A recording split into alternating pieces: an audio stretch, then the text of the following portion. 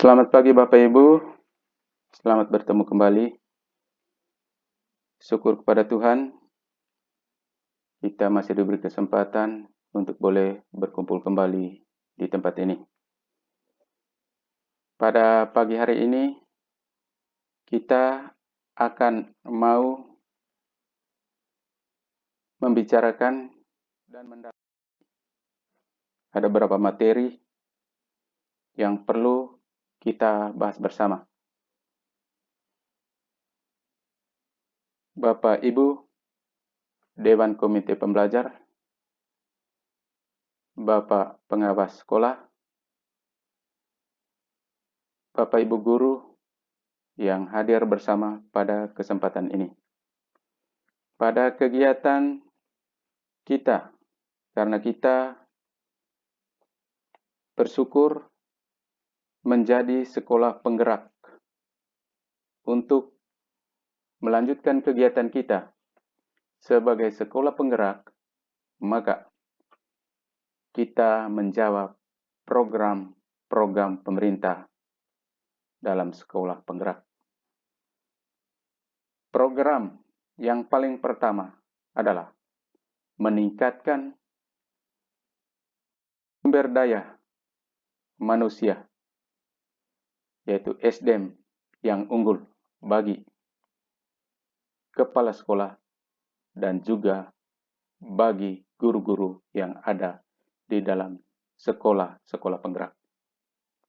Dan juga begitu besar perhatian pemerintah terhadap seluruh sekolah di Indonesia yang lulus dalam kegiatan sekolah penggerak, lulus seleksi kurang lebih 2.500 sekolah dari tingkat TK dan PAUD sampai tingkat SLTA.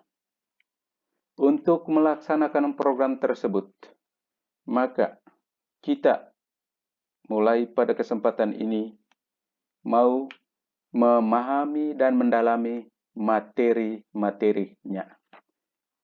Pagi hari ini kita akan berbicara tentang materi analisis lingkungan sekolah sebagai salah satu dokumen untuk menyusun kurikulum satuan pendidikan yang disebut dengan kurikulum operasional di satuan pendidikan. Untuk itu, tahapannya yang kita perlu dalami dan kita perlu pahami bersama. Pengenalan lingkungan sekolah kita. Tahap 1 yaitu sumber daya alam, sosial, dan budaya di dalam lingkungan sekolah kita. Analisis lingkungan belajar di sekolah kita, di mana kita, Sekolah Dasar Katolik Pondua, yang berada di Desa Komba, Kecamatan Kota Komba, Kabupaten Manggarai Timur, Provinsi NTT, keadaan sosial budaya masyarakat beragam. Berada dalam lingkungan masyarakat yang religius, ekonomi orang tua atau masyarakat peserta didik rata-rata pas-pasan, yaitu terdiri dari masyarakat yang bercocok tanam atau petani. Dan sumber-sumber yang ada dalam lingkungan masyarakat ini akan kita jadikan sebagai kekuatan untuk menata dan meniti lingkungan kita ke depan agar menjadi sekolah yang unggul daripada lingkungan-lingkungan sekolah yang lain.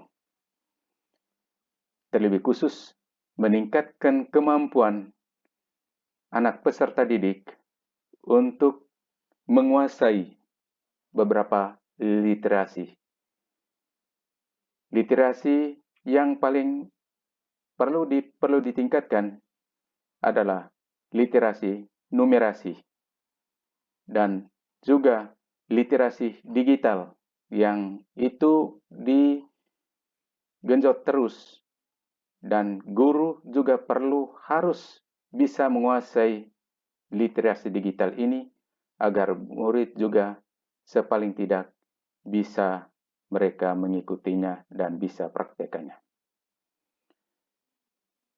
Dan yang kedua, sumber pendanaan. Dana yang diperoleh untuk mengelola di dalam lingkungan sekolah kita, supaya lingkungan sekolah kita bisa, boleh dikatakan, bisa mendapat sedikitnya dari berbagai pihak untuk bisa mensejahterakan, memenuhi kebutuhan finansial, dan juga memenuhi apa yang diharapkan untuk melengkapi segala fasilitas yang diperlukan di sekolah demi melancarkan pendidikan atau pembelajaran. Berasal dari pemerintah pusat dan juga dari pemerintah daerah. Dari pemerintah daerah itu dari Dinas Pendidikan dan juga dari instansi-instansi terkait. Dari orang tua murid atau disebut komite sekolah. Dana-dana ini diolah secara transparan dan akuntabel. Yang ketiga, sistem dan kebijakan daerah.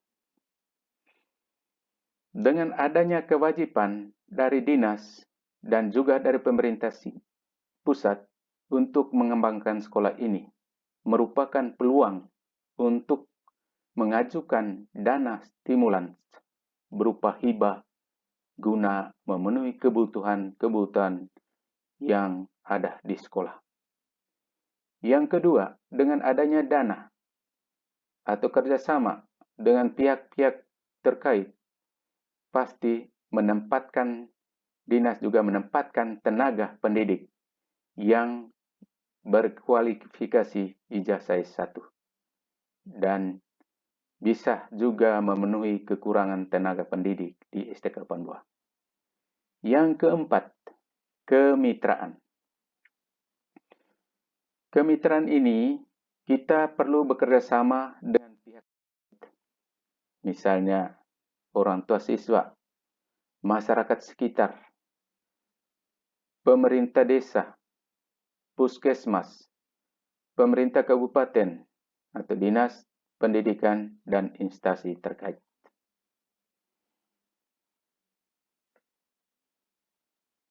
Analisis kebutuhan di sekolah. Peserta didik. Penerimaan peserta didik setiap tahun atau peserta didik baru dilakukan dengan seleksi administrasi, yaitu dengan biodata yang lengkap atau dikatakan valid. Agar data yang lengkap dan valid bisa tidak mempersulitkan anak itu sendiri sampai dengan ke jenjang pendidikan yang berikutnya. Yang kedua, jumlah peserta didik setiap tahunnya di SDK Pandua dirata-ratakan 100 orang dengan rombongan belajar. Dan yang kedua, guru dan tenaga kependidikan. SDK Pandua memiliki tenaga pendidik berjumlah 9 orang. Dari 9 orang tenaga pendidik itu, yang sudah PNS 2 orang, kepala sekolah dengan wakil kepala sekolah. Sementara 7 orang lainnya belum menjadi PNS, masih guru komite yang dibiayai oleh orang tua murid dan juga ada hibah berupa insentif dari daerah, lebih khusus dari Dinas Pendidikan. Jadi demikian saja paparan awal dalam penyusunan kegiatan pada pagi hari ini. Kiranya Bapak Ibu dapat melaksanakan dan juga dapat menindaklanjuti pada kegiatan-kegiatan selanjutnya.